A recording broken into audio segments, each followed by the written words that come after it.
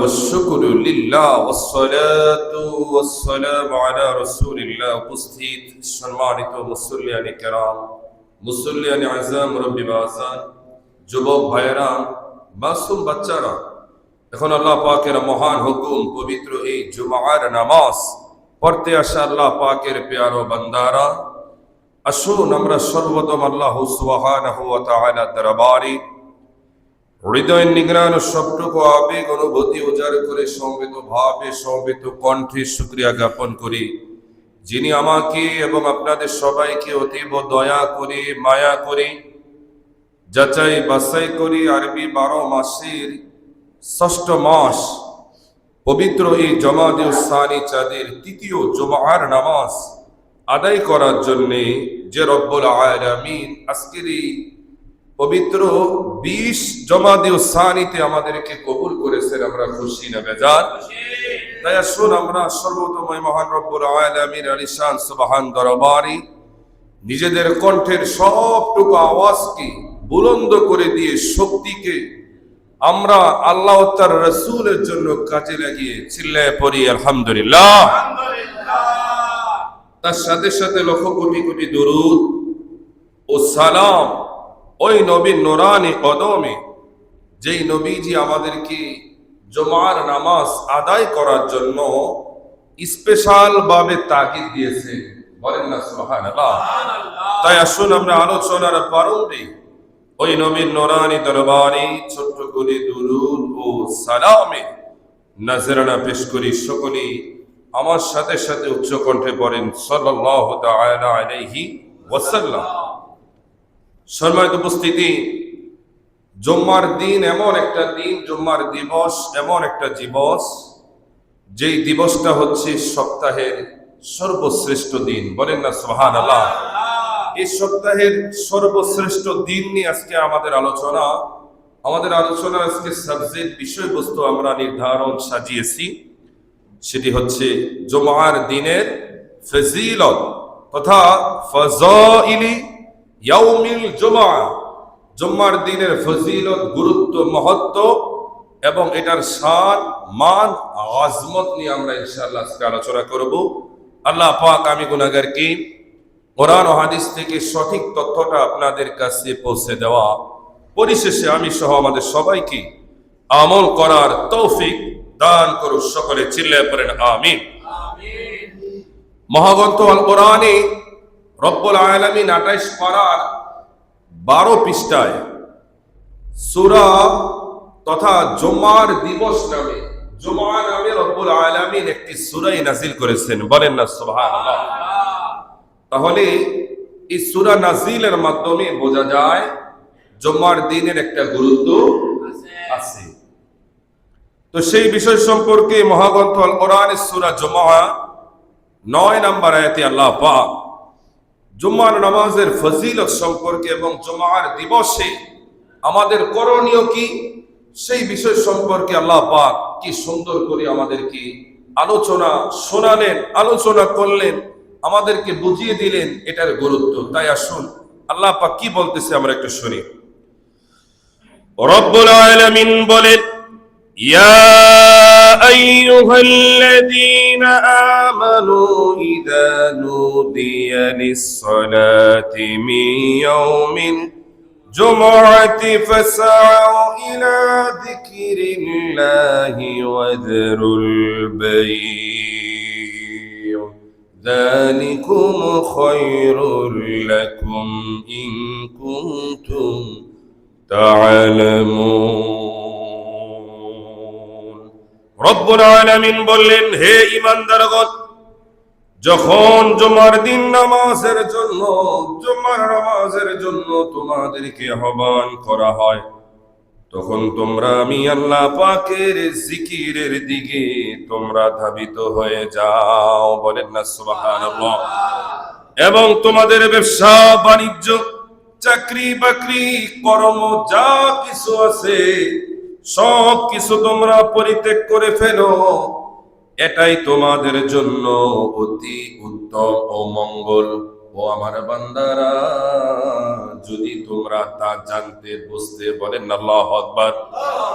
রব্বুল আলামিন সূরা জুমার 9 নম্বর আয়াতে আমাদেরকে মেসেজ দিয়ে দিলেন, বান্দারা, যখন জুমার দিন মুয়াজ্জিন সাহেব যখন আল্লাহু আকবারের ধ্বনি দিয়ে তোমাদেরকে নামাজের দিকে আহ্বান করে, সাথে সাথে তোমরা তোমাদের ব্যবসা বাণিজ্য চাকরি বাকরি সকল কর্মগুলো তোমরা আমি আল্লাহর হুকুমের জন্য মাইনাস করে দিয়ে আল্লাহর জিকিরের সাথে সাথে তোমরা আমি আল্লাহর ডাকে সাড়া দিয়ে আমার ঘরে জুম্মার নামাজের জন্য তোমরা ধাবিত হয়ে যাও। বলেন না সুবহানাল্লাহ। রব্বুল আলামিন সর্বশেষে আমাদেরকে কি সুন্দর একটা মেসেজ দিলেন, খেয়াল করেন, আমার দিকে তাকান। আল্লাহ পাক বললেন, এটি তোমাদের জন্য অতি উত্তম। যারা আহ্বানের সাথে সাথে সাড়া দিয়ে মসজিদে আসে, এটা তাদের জন্য উত্তম। এই উত্তমটা কাদের জন্য? ওই ব্যক্তির জন্য যারা আল্লাহ ও তার রাসূলকে ভালোবাসে, দুনিয়া এবং আখিরাতের কল্যাণ চায়। আর যারা আসে না, এক জুম্মা যায়, 2 জুম্মা যায়, 3 জুম্মা যায়, বহু জুম্মা যায়, তাদের অন্তরের মধ্যে কোনো আসর পড়ে না। বহু ব্যবসায়ীরা নামাজের চাইতে তাদের কাছে ব্যবসাটা গুরুত্ব, বহু চাকরিজীবী নামাজের চাইতে তাদের কাছে চাকরিটা গুরুত্বপূর্ণ। আছে কি নাই? একটু জবানটা ছেড়ে দিয়ে বলেন না, আছে কি নাই? হায়রে, যদি আল্লাহর বান্দারা যদি আল্লাহর হুকুমের গুরুত্ব বুঝতো, এই জুম্মার দিন আমাদের মুয়াজ্জিন হুজুর ইয়াসিন হুজুর আজানের আগে তিনি পিছনে তাকিয়ে দেখতেন, আজান দেওয়ার পরে গোটা মসজিদ কানায় কানায় ভরপুর হয়ে গেছে। কথা বলেন ঠিক কিনা? আজকে আজান হয়, আজানের 15-20 মিনিট পরে আমাদের আলোচনা শুরু হয়। মুসল্লি আসে না, 1জন 2জন করে আসে। আমাদের আগেই টেন্ডেন্সি থাকে, নিয়ত থাকে, হুজুরে খুতবা শুরু করবে, আমরা যাব। তার আগে আমাদের ব্যবসা বাণিজ্য আমরা করতে থাকি। আজকে শুক্রবার দিন, বন্ধের দিন, লাভের দিন, বেশি বেশি মানুষ আসবে, আমাদের বেচা কিনি ভালো হবে। ভাই, আপনি আল্লাহর হুকুমের চাইতে নিজের লাভজনক ব্যবসাকে গুরুত্ব দিলেন, আল্লাহর হুকুমকে বুঝলেন না, ব্যবসাটাকে বুঝলেন। আমার আল্লাহ ধরে না, যখন ধরবে তখন ছাড়বে না। এজন্য ব্যবসায়ী ভাইদের কি ব্যবসা বাণিজ্য বন্ধ করা, এটা অনেক বড় ত্যাগের বিষয়, অনেক বড় মনের বিষয়, অনেক বড় মনের বিষয়। এটা অনেক বড় কুরবানির বিষয়। আবার শুক্রবার দিন, হলিডে, বন্ধের দিন, এই দিনে ক্রেতার সংখ্যা কম না বেশি? প্রত্যেকটা দোকানে বেশি। এত ক্রেতা মাইনাস করে আল্লাহর হুকুমে আগে আগে গিয়ে জুম্মার নামাজে দাবিত হওয়া, এটা তো অনেক বড় কুরবানির বিষয়। এই কুরবানি যারা করবে, এই কুরবানি তারাই করবে যারা দুনিয়া এবং আখিরাতের কল্যাণ চায়। আর আমার মতো মৌলবী হাজার হাজার বার ওয়াজ করলো, এই কুরবানি তারা করবে না যারা দুনিয়ার কল্যাণ চায়, আখিরাতের কল্যাণ চায় না। আর যারা দুনিয়ায়ও কল্যাণ চায়, আখিরাতেও কল্যাণ চায়, তারা জুম্মার দিন আগে আগে আসার জন্য ব্যস্ত হয়ে যায়। বলেন না আল্লাহু আকবার। এজন্যই রব্বুল আলামিন সূরা জুমার 10 নম্বর আয়াতে রব্বুল আলামিন আমাদেরকে কি মেসেজ দিলেন? আল্লাহ তাআলা আমাদের উপরে কোনো বিষয়, কোনো ইবাদত, কোনো আমলকে আমার আল্লাহ জোর করে চাপিয়ে দেয় নাই। আল্লাহ তাআলার এরকম কোনো হুকুম নেই, এমন কোন হুকুম আমার আল্লাহ আমাদেরকে দেয়নি। বান্দারে, তোমরা শুধু 5 ওয়াক্ত নামাজ পড়বে, ব্যবসা বাণিজ্য চাকরি বাকরি কিছুই করার দরকার নাই। না না না না, আল্লাহর দিকে এমন অভিযোগ করা চলবে না। আমার আল্লাহ তাআলা নিজেই আলোচনা করলেন। সূরা জুমার 10 নম্বর আয়াতে আল্লাহ পাক বললেন, فَإِذَا قُضِيَتِ الصَّلَاةُ فَانتَشِرُوا فِي الْأَرْضِ وَابْتَغُوا مِنْ فَضْلِ اللَّهِ।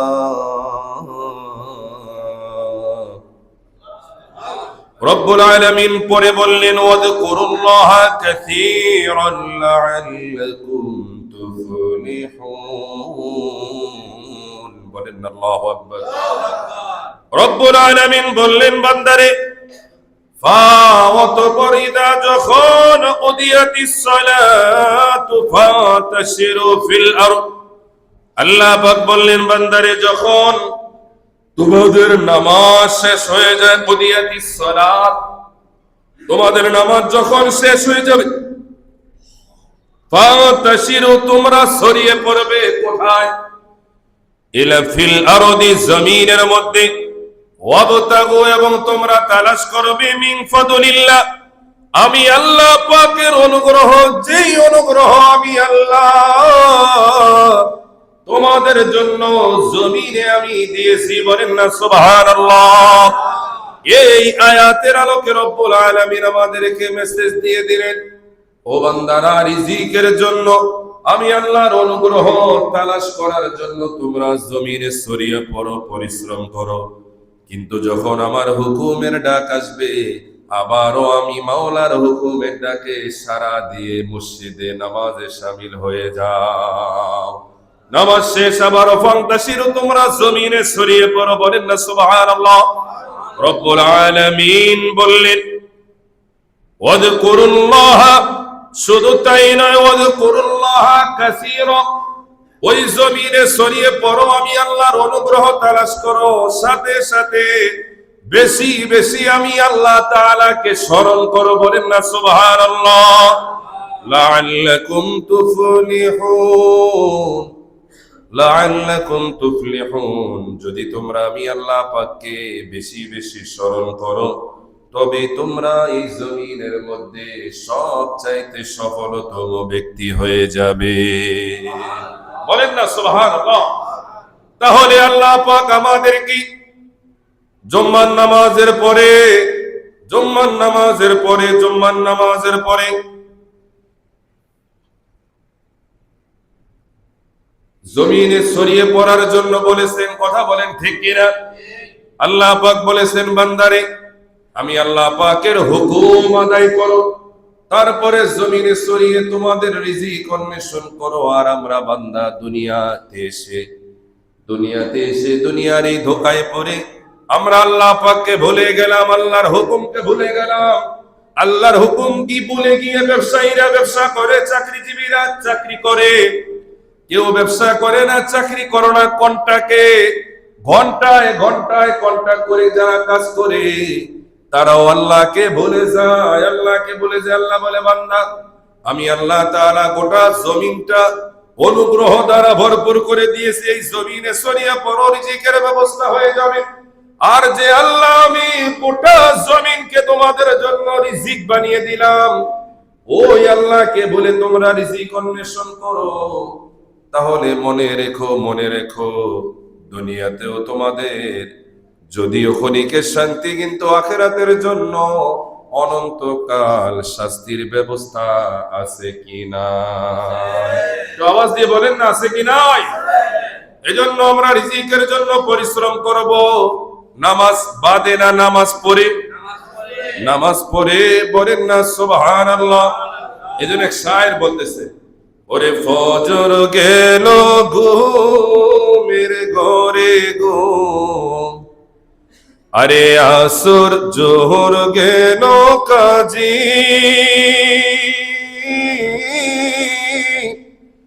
আসর গেল হে নাই খেলাই রে, মাগরিবে মাঝে মাঝে ওরে জীবন গুনায় গুনায় গেল রে। ঠিক কিনা? বলতেছে যে ফজর গেল ঘুমের ঘরে। আসলেই তো এই শীতের রজনী ঘুম আরাম না বেরাম? খুব আরাম। কথা বলে ঠিক কিনা? যত শীতের সরঞ্জাম আমার আপনার সামর্থ্য অনুযায়ী বেশি, তত ঘুম আরাম বেশি। প্রিয়ারে হাজিরিন, এই শীতের রজনীতে ফজরের নামাজ পড়াটা এটা অনেক বড় ঈমানের পরিচয়। কথা বলে ঠিক কিনা? বহু আল্লাহর বান্দা বান্দি আছে এই শীতের রজনীতে ফুটবল হয়ে তারা আরামের বিছানায় ঘুমিয়ে থাকে, কোন সময় ফজর যায় তার কোনো খবরও নাই। 8টা 9টা 10টা 11টা 12টায় আল্লাহর বান্দা বান্দিরা ঘুম থেকে উঠে কত বড় বড় লোক। কথা ঠিক কিনা? কারণ সোশ্যাল মিডিয়াতে কিছু ভাইরাল ডায়লগ আছে না, যে গরিবের জন্য হচ্ছে ফজরের সময় সকাল, আর যারা বড় লোক তাদের জন্য 8টা 10টার আগে সকাল নয়, 10টা বাজে ওঠা, এটা হচ্ছে বড় লোক গোনা কি অভ্যাস। বলেন না নাউজুবিল্লাহি মিন যালিক। প্রিয় হাজিরিন, আর জোহর গেল কাজে, আমরা সবাই জোহরের সময় কাজে ব্যস্ত থাকি, কাজ করতে করতে অনেক সময় জোহরের খাবার আমরা আসরের সময় খাই, কথা কন ঠিক কি না? আরে ওদের খাবারই খাইতে পারেন, আবার নামাজের কথা কইতেছেন আপনি, আর খাইলে কাম নাই। আপনারা মসজিদও থাকেন, আল্লাহ বিল্লাহ করেন, এগুলো আপনাকে কাম, এগুলো আমাকে এত সময় নাই। কাম করবো কোন সময়, খামো কোন সময়, আবার নামাজ, আল্লাহু আকবার আল্লাহু আকবার, এরকম প্লেয়ার আছে কি নাই? জোরে বলেন না আছে কি নাই? আল্লাহ ওই প্লেয়ার গুলোকে হেদায়েত দান করে, সকলে চিল্লায়ে পড়েন আমিন। এবং আসর গেল খেলায় দুলায়, অনেকে খেলাধুলা করে অথবা খেলাধুলা করে আসরের নামাজ কাজা করে, আবার অনেকে ফজর জোহর আসর না পড়লে অনেক সময় মাগরিব এশা মাঝে মাঝে, কথা ঠিক কি না? ফজর ফাসর তো পড়তে হবে, তবে মাঝে মাঝে দুই একক তো পড়ি, আমাকে আবার আমরা বেনামাজি মনে করেন, আমরাও নামাজি, এরকম প্লেয়ারও আছে কি নাই? ভাইরা আমার, এক নামাজ আরেক নামাজের জন্য দলিল। কোন বান্দা যদি ফজরের নামাজ পড়ে, সে যদি জোহরের নামাজ পড়ে, আমার আল্লাহ তার ফজরের নামাজ কবুল করে নেন। কোন বান্দা জোহর পড়েছে তারপরে যদি আসর পড়ে, তাহলে ওই আসরের নামাজ দ্বারা আমার আল্লাহ তার জোহরের নামাজটাকে কবুল করে নেন। কোন বান্দা যদি মাগরিব পড়ে, মাগরিবের নামাজ দ্বারা তার আসরের নামাজ কবুল হয়, এশা পড়লে এশা দ্বারা মাগরিব কবুল হয়, আবার যদি ফজর পড়ে ফজর দ্বারা এশা কবুল করে নেয় একজন, তিনি কে?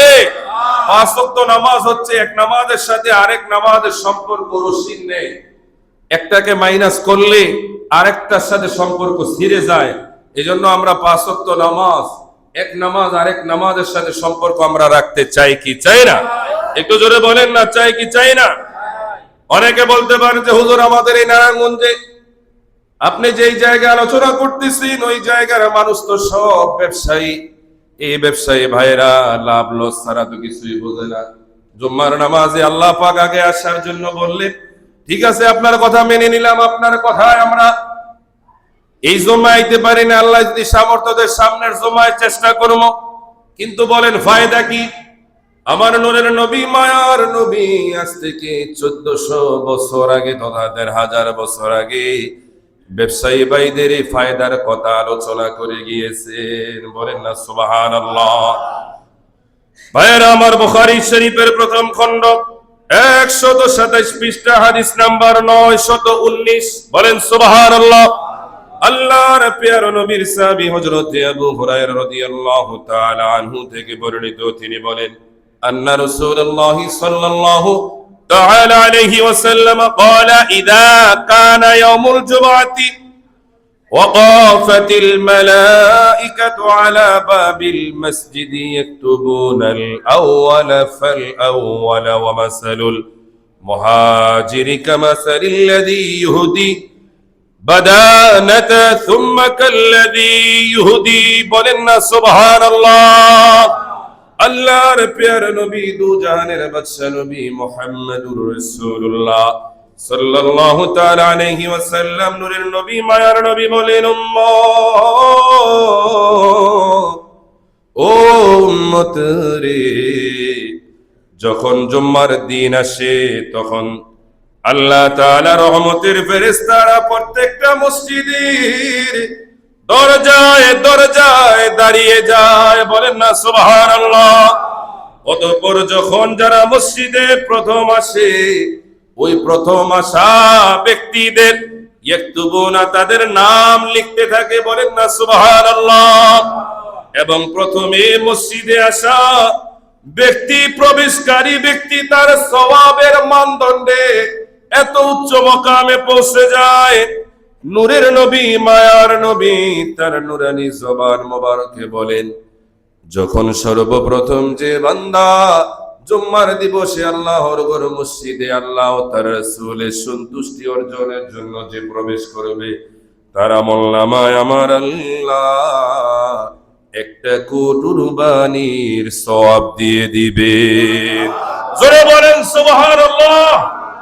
আজকে যিনি এই জমাদিউ সারি চাঁদের সর্বপ্রথম যিনি মসজিদে প্রবেশ করেছেন, ওই বান্দার আমলনামায় একটা উটের সওয়াব দিয়েছে কে?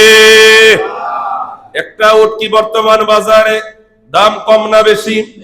উটের নাম নিলে সর্বনিম্ন ৫ লাখ।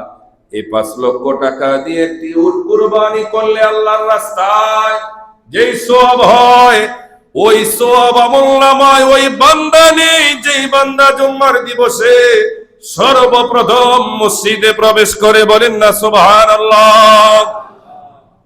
আমরা খুশি না বেজার? এজন্য জুম্মার দিন আমাদের আগে আসার দরকার আছে কি নাই? কেন আসবো? সামনে আলোচনা হচ্ছে। এবার অনেকে বলতে পারে হুজুর আমি যদি ফার্স্ট না হইতে পারি, যদি সেকেন্ডে আমার কোনো পুরস্কার আছে কিনা? নূরের নবী বলেন উম্মত তোমার জন্য পুরস্কারের ব্যবস্থা আছে আমার আল্লাহ।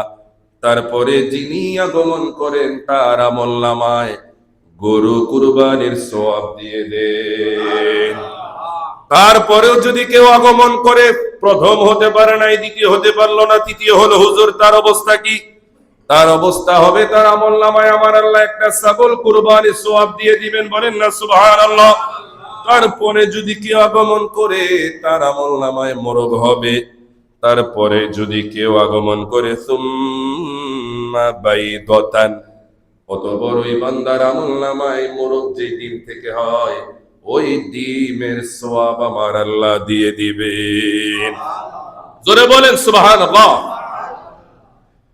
এবার আসেন নূরের নবী, মায়ার নবীজি বলতেছেন শুধু তাই নয়, আমার আল্লাহ তাআলা বললেন যখন ইমাম সাহেব যখন মিম্বরে দাঁড়িয়ে খুতবার জন্য প্রস্তুত গ্রহণ করে তথা মিম্বরে উঠে যায়, তখন ওই ফেরেশতারা তাদের লিখনি বন্ধ করে দেয়। তারপরে যে বান্দা আসুক তারা এই বেনিফিট পাবে না, কিন্তু সওয়াব পাবে।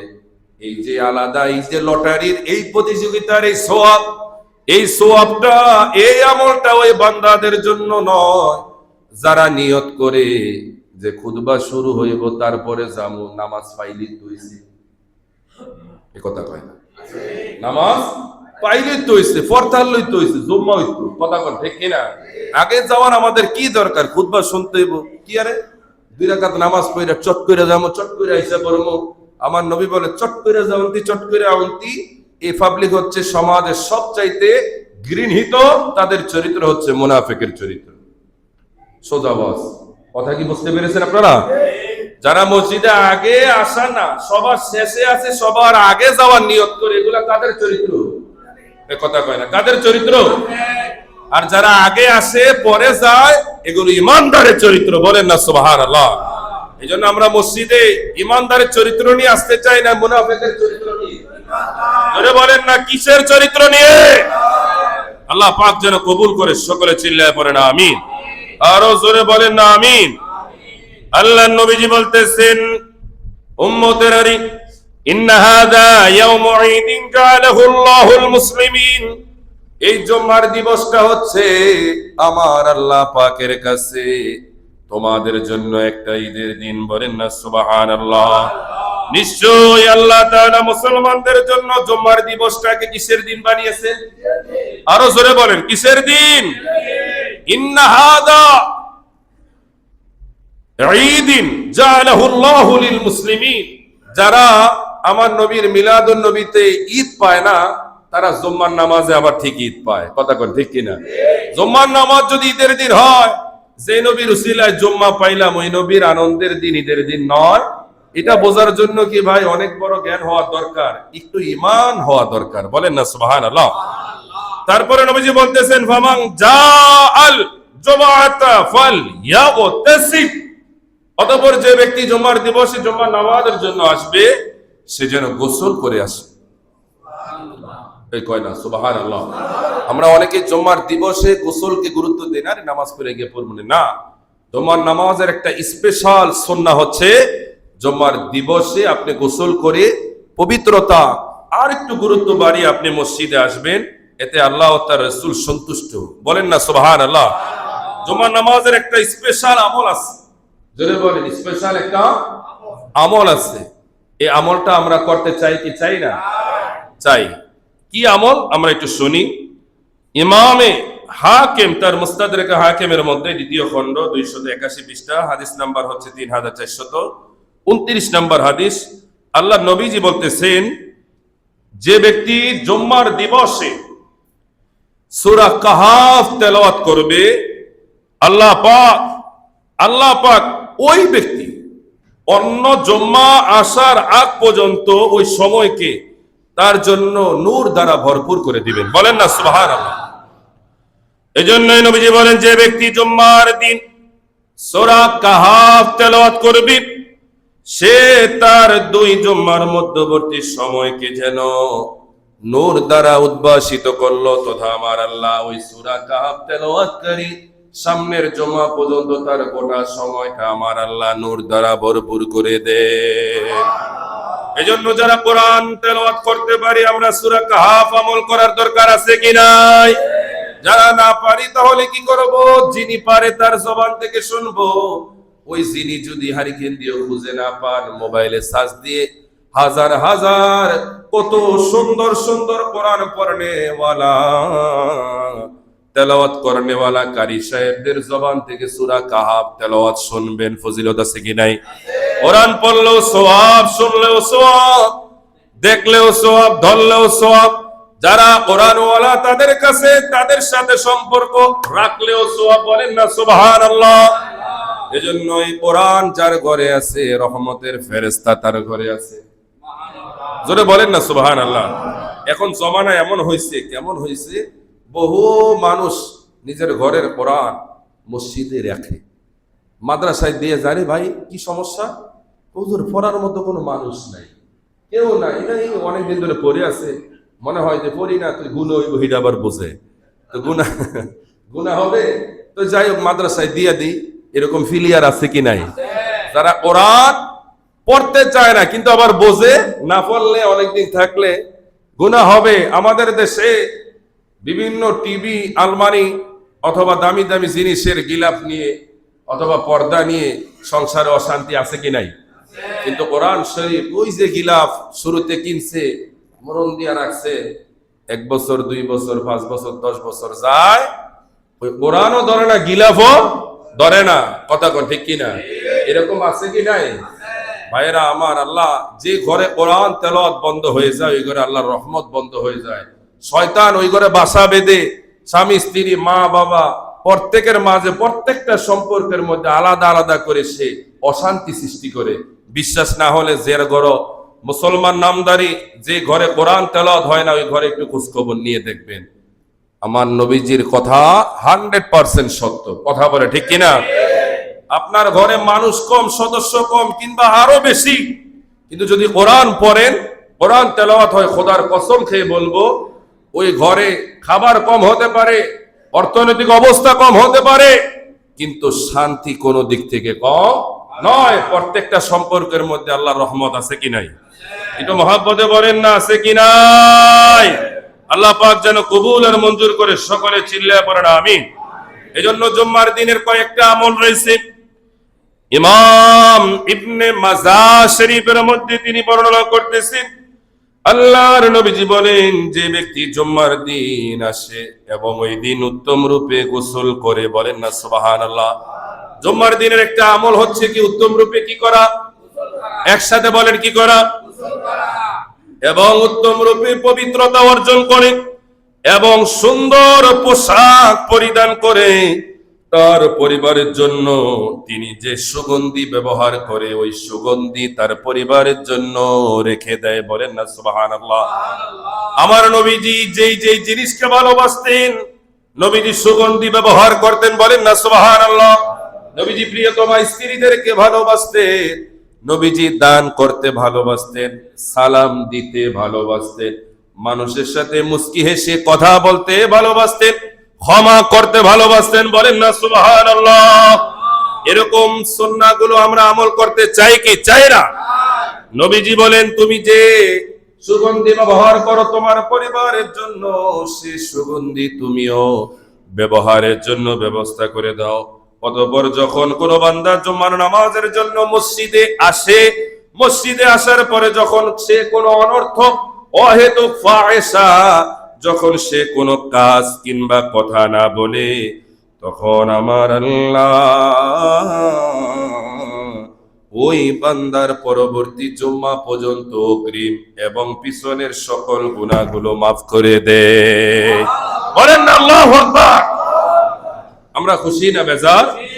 আল্লাহ বলতেছেন, নূরের নবীজি, মায়ার নবীজি বলতেছেন, আরেকটা আমল জুম্মার নামাজের, আমাদের খাসালত ভালো না। আমাদের খাসালত কেন ভালো না?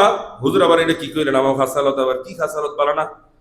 ভাই, আমাদের সবচেয়ে বড় খাসালতের সমস্যা হচ্ছে মসজিদে আসলে আমরা সামনে আসতে চাই না। কথা কই না? নিজের সামনে আসবো না, আরেকজনে যে আমাকে ডিঙ্গিয়ে সামনে আসবে, এটা আমরা তেরা হয়ে আছে।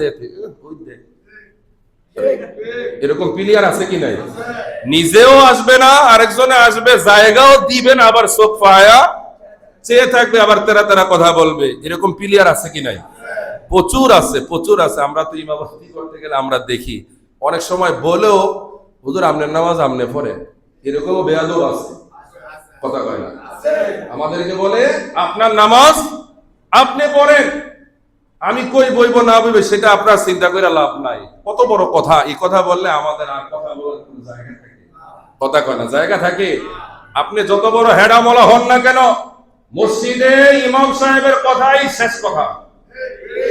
আরে ঠিকটা একটু জোরে বলেন, ঠিকটা ঠিকের মতো বলেন না।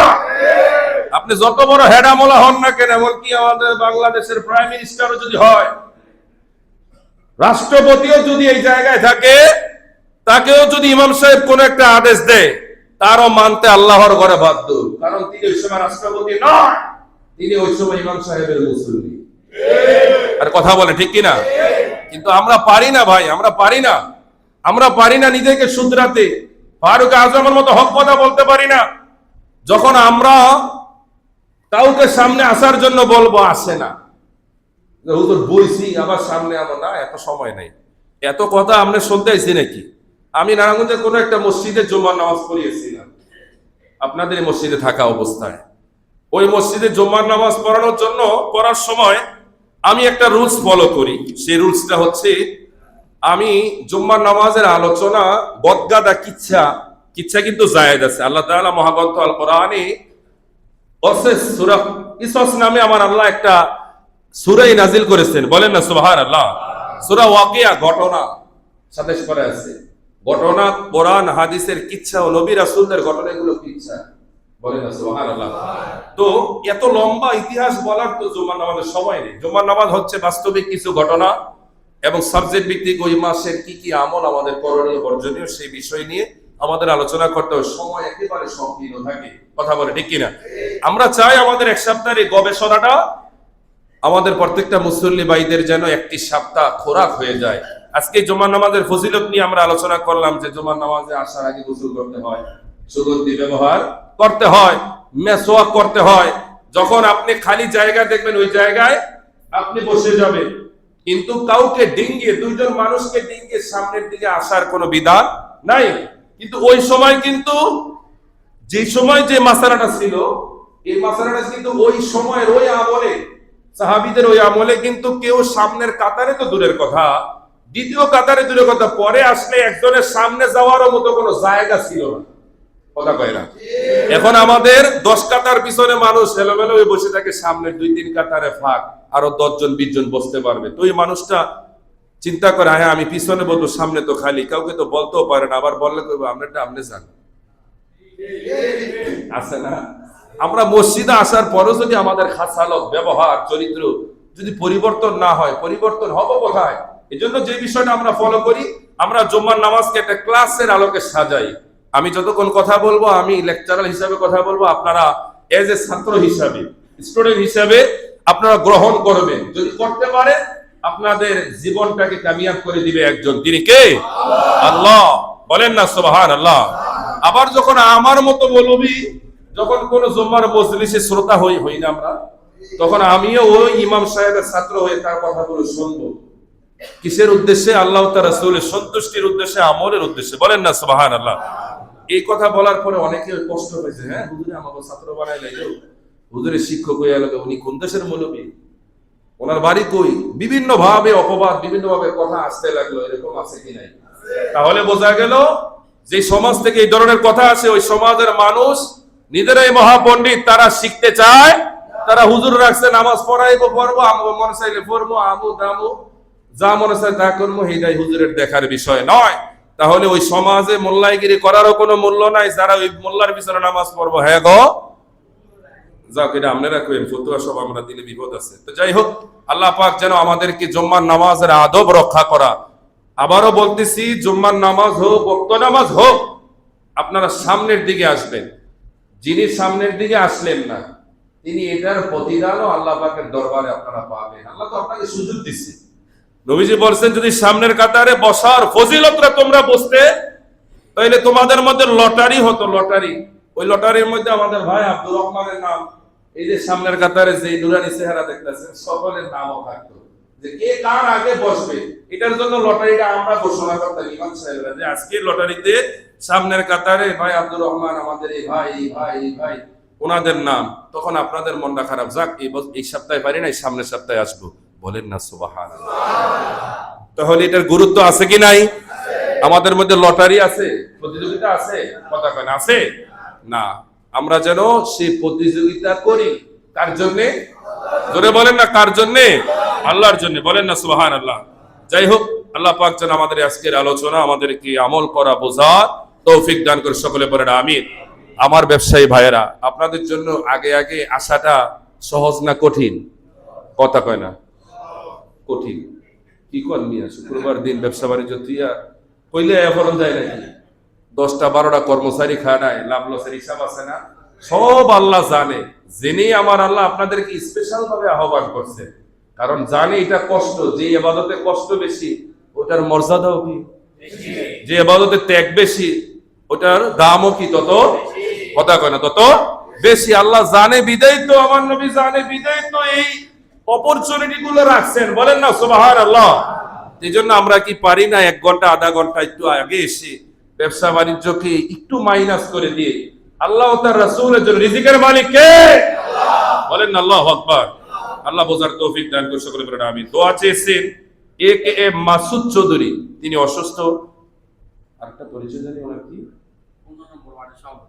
আমাদের নারায়ণগঞ্জের জাতীয়তাবাদী দলের 15 নং ওয়ার্ডের সভাপতি জনাব এ মাসুদ সাহেব অসুস্থ, তিনি দোয়া চেয়েছেন আল্লাহ পাক যেন শেফা দান করে। আমাদের সেক্রেটারি সাহেবের চাচা মোহাম্মদ আব্দুল কুদ্দুস সাহেব, তিনিও দীর্ঘদিন অসুস্থ, আল্লাহ পাক যেন শেফা দান করে, সবাই বলেন আমিন। সময় উপস্থিতি, আরেকটা হচ্ছে একটা বিজ্ঞপ্তি রয়েছে, এত দ্বারা সংশ্লিষ্ট সকলের অবগতির জন্য জানানো যাচ্ছে যে কবির হোসেন ভাই দোয়া চেয়েছেন, তার চোখ অপারেশন হয়েছে, আল্লাহ পাক যেন শেফা দান করে।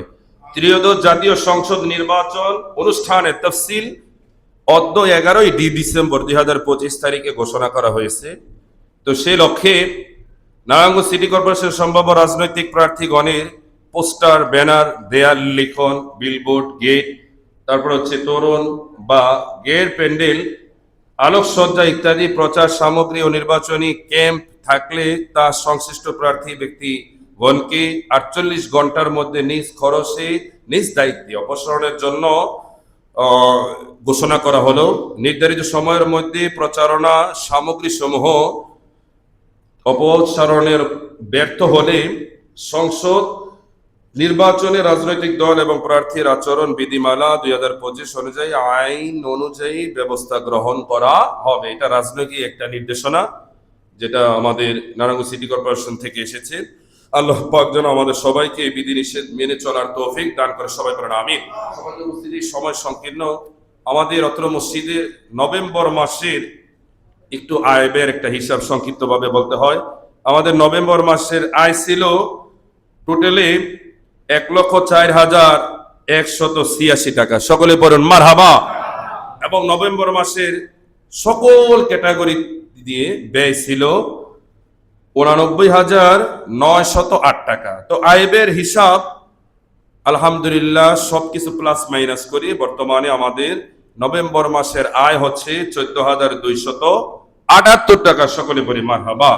আয় আল্লাহ তাআলা এই হিসাবকে তুমি কবুল আর মঞ্জুর করো। যাদের দোকান বিভিন্নভাবে লেনদেন জড়িত, তারা যেন সময় মতো পরিশোধ করতে পারে, এবং আমরাও যারা বিভিন্নভাবে আপনাদের একটা কথা না বললেই নয়, গত নভেম্বরের জম্মার কালেকশনটা আপনারা একটু শুনেন। জম্মার বাবদ যে কালেকশনটা ছিল মাসিক, এই কালেকশনটা হচ্ছে 25,686 টাকা। জোরে বলেন মারহাবা। আল্লাহ যেন ডিসেম্বর মাসে বরকত বাড়ায় না কমায়, বাড়িয়ে দেয়। সকলে পড়েন না আমিন। এই বরকত কি আল্লাহ অন্য জায়গাতে বাড়াইবো না আমাদের হাত দিয়ে বাড়াবে? আল্লাহ যেন আমাদের হাতকে আগে বাড়িয়ে দেয়। সবাই পড়েন না আমিন। ওয়া আখির দাওয়ানা আলহামদুলিল্লাহি রাব্বিল আলামিন। আমরা যারা পরে এসেছি 4 রাকাত কাবলা জমা আদায় করে নিই।